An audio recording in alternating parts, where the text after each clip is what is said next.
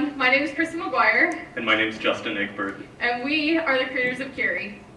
Kiri is a screenless smart toy that allows children to learn through active play. We know that children spend far too much time on screens these days, so we were excited to bring a solution to them. So Kiri works by interacting with pre-programmed cards that we've created that include lettering and images to help children learn by association. Kiri says blue. Promise, it's just really quiet. So, blue. Or we have over 45 different concepts that we can help teach, from basic spelling, animals, different sounds, musical instruments, and so much more. The possibilities are really endless. As we began ideating and began this process, we found that there is a huge hole in the market, and that is that there were plenty of tech toys out there for kids, but they all either included a screen or they just were complicated and messy, like Sphero's a coding robot that, seriously, it takes a PhD in mechanical engineering to figure out how to even turn the thing on. So what we wanted to design was a product that kids could play with, was mom-friendly, and allowed kids to learn at their own pace and their own level. So I'm going to tell you a little bit about the engineering and innovation that went into creating Kiri. We started just over a year ago, I guess. This was our very first render of what we imagined Kiri could be. And as we've developed Kiri, we've sort of tried to figure out what the market wants as we do rapid prototyping. So we create a prototype, take it out to kids and parents, see what they thought, come back, incorporate their feedback into a new prototype. And I'm just going to walk you through sort of our pathway that led us to our current prototype.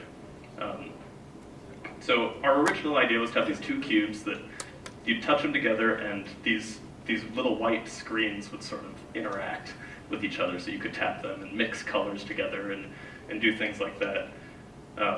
Then we made some 3D prints to show like what they would physically, sort of their shape and things. Here are the colors.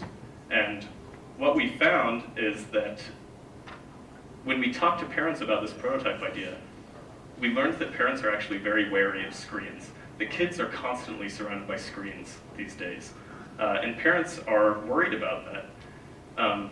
Not only that, but there's been a lot of talk in the media lately about, for example, the editor of Wired magazine said that he doesn't want his kids to be around smartphones. Steve Jobs said he'd never give his kids an iPad. And so there's this feeling now of screens not being good. So we thought, okay, let's try and make a product that is a screenless smart toy.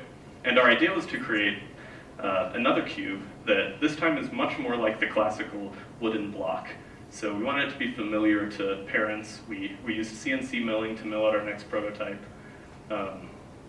Our previous prototype had colors that appeared around the sides of the block through these acrylic pieces. And we did all of our prototyping with the Raspberry Pi Zero so that we could do rapid prototyping and quickly connect, so we could upload new programs and just rapidly iterate. And so here's our Raspberry Pi Zero connected to an RFID scanner.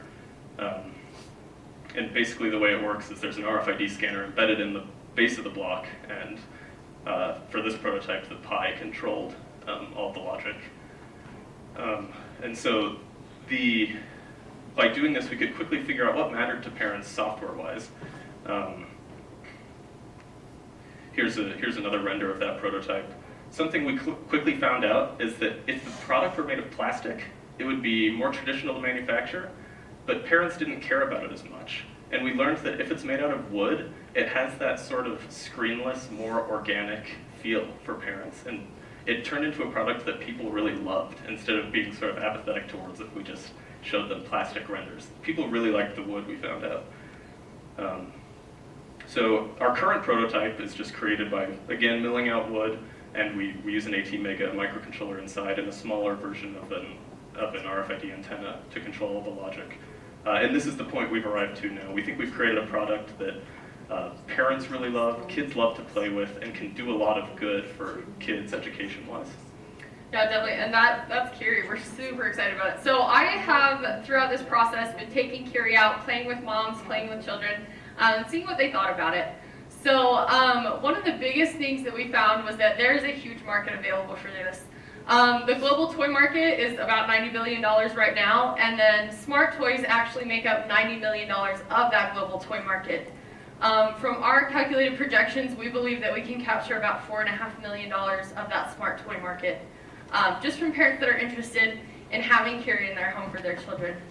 But something else that I learned that was extremely valuable as we went through this was there's a different kind of niche market that is so underserved, it's devastating.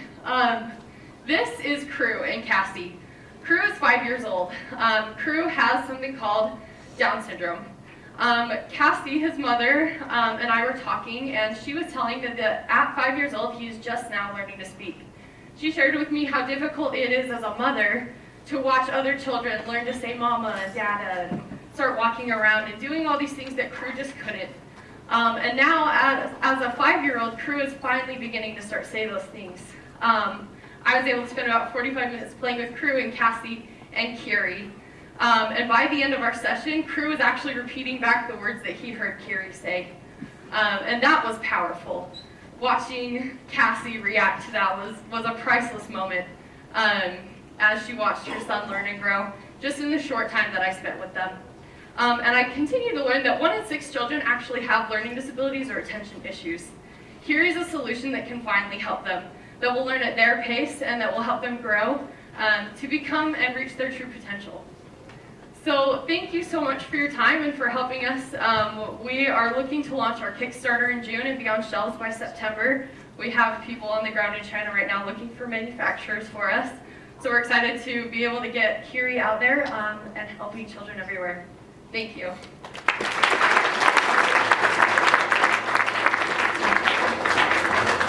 that was quite interesting, but you're addressing, it seems to be, very low end of the market. How much do you really think you can grow in that, and to what extent can you expand the market? I mean, up in the older age groups, but also in the other concepts. You're getting at some basic concepts, but to what extent can you extend beyond that? Definitely. So it's kind of different depending on the different children. At a normal developmental level, the concepts that we have would be perfect for an 18 months to about 4-year-old. But then some of the concepts that we have can expand beyond that. We can do basic spelling, basic math, and algebra. But particularly children with learning disabilities, this is something that can grow with them until they're 15, 16 years old. And then something else, we definitely are looking at going further beyond these concepts, potentially creating an app where parents could create their own cards with concepts that are pertinent to the child, what they're learning right now, to make it even more customizable. Also, we're doing more tests now to look into the speech pathology market. We haven't really seen any competition as far as that market goes. We didn't present on that because we're still looking into it, but we think that's a really big opportunity that we could tackle. Is there anything patentable about what you're doing? Anything that protects what you're doing? So we're working with the BYU Law Clinic on working on patents. As far as we can tell, this is not a unique enough product to receive a patent, but we're looking into design patents as well as copyrights. We think the idea of a screenless smart toy could potentially be extremely helpful. And then tell me about battery life. How long do those blocks typically last? So our prototype lasts about 6 hours, and our final one, we're aiming for somewhere around 12 hours. And that's of being on, not just time. Yeah. So if it's lost in a box of toys, I'm just thinking how my kids clean up. It's just buried in there. Like, is there anything that you guys have thought of with regards to locating it? Like having it, like with your phone, it's Bluetooth, and then you can find the thing? Because I just feel like it's going to get lost. That would be super interesting. We haven't done anything quite like that yet, but we have provided our own unique packaging, including in the photo earlier you saw tote bags and then individual pouches to keep the cards intact. So. Yeah, that's a great idea. The packaging typically doesn't last too long. It just gets scattered and everything's all over the place. And it's For nice sure. in theory, but in practice, you have to be very organized for that. Definitely. But he hasn't commented on the recurrence of this.